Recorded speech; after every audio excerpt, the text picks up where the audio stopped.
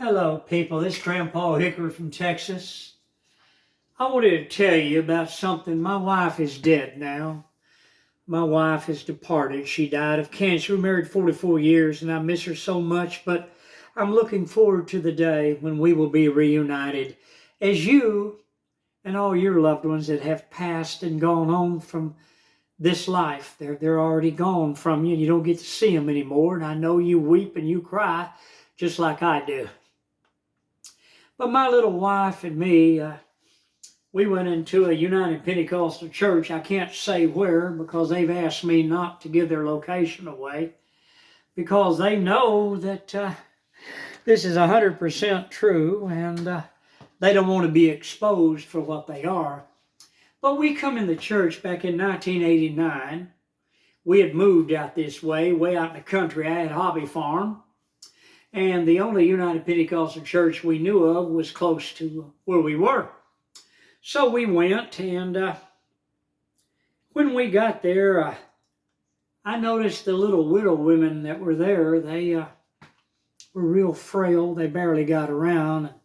My wife had a heart of gold, and she got with several of them and talked to them, and she would cook things and take them to them during the week. And I came home one time from work and my wife was crying, and I said, "What's the matter, honey? What's the matter?" You know, because my wife had cancer and I was afraid that, we had bad news. And she told me, she said, "Honey, there's several widows in the church. Honey, they're eating dog food." I said, "What do you mean dog food?" She said, "They're eating canned dog food on bread because they don't have any money." Well, we went to the services that weekend. Well, that pastor was up there telling everybody, "We got a light bill. We need to take it. Who'll give $100? Who'll give another $100? Who'll give another $100? Who'll give another $100? He had a $400 light bill, and he got $3,800 and something in offerings. Did he help the widows? No. That was his money. Mine, mine, mine. So me and my wife started doing things to make sure that these widows had food. We should have got up and left that false place then, but we didn't. And my little wife, she loved the little children. She became a Sunday school teacher because the fat man and the fat man's wife, she didn't want to teach Sunday school. She just wanted to come in and sit down. And then she wanted him to hurry up so they could go eat at the steakhouse. They ate at Cattleman's Steakhouse a lot over in Fort Worth, Texas. So my wife had a burden for children. I wish to God I could have got her out of there. I wasted years there. I had a singing ministry, and they stopped me from it because the fat woman, she worshiped her son, and he was her idol. And they wanted him to get all the attention. There was too many people requesting me to sing. And they got tired of it. They wanted him to sing. He only sings in one key, and that's the key of C. And he can't carry a tune in a bucket, friend. I said he can't carry a tune in a bucket. But he wrote, they also attacked an evangelist that went and started a church in another city, and we donated him to help him. And they didn't approve of that. They wanted all the money in their coffers because, you see, they love what the Bible calls filthy lucre.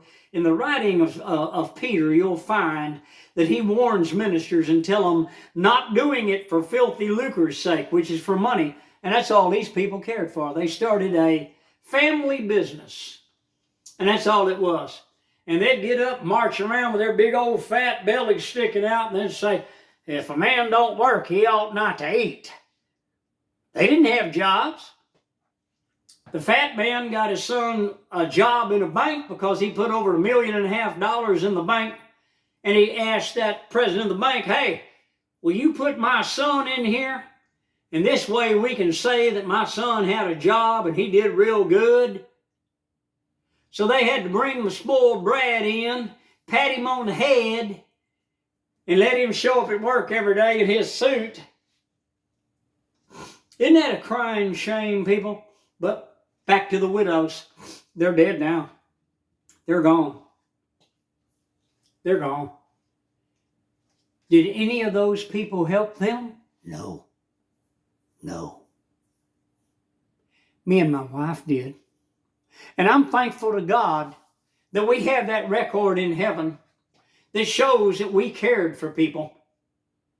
We didn't just give lip service.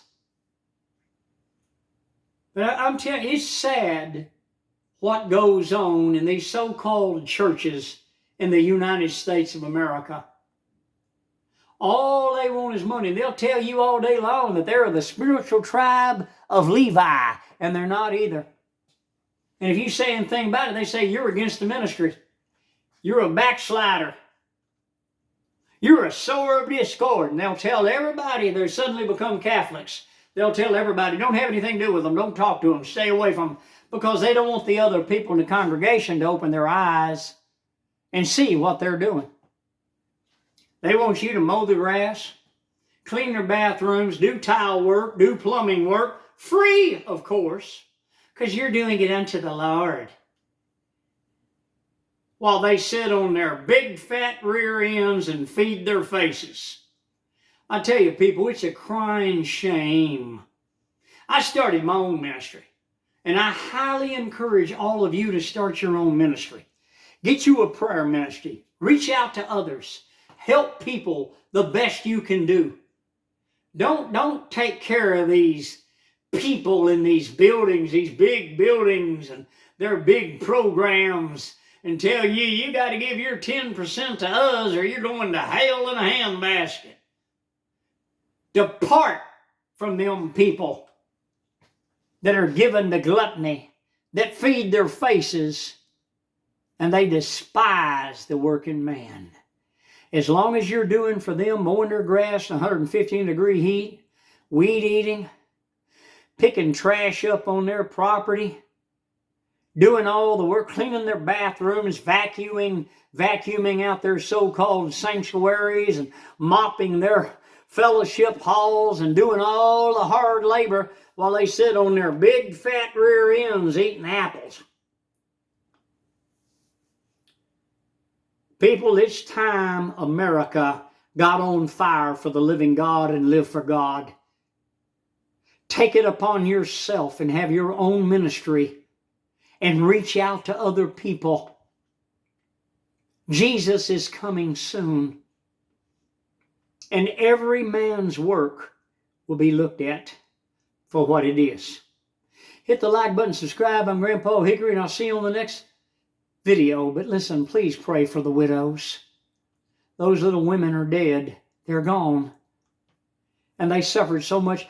Can you see your mom or your grandmother with 2 pieces of white bread or 1 piece of white bread with canned dog food folded in it?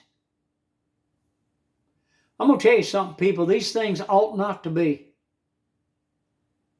Hey, I'll see you on the next video. Please hit the like button, subscribe. I'm Grandpa Hickory. Goodbye from Texas.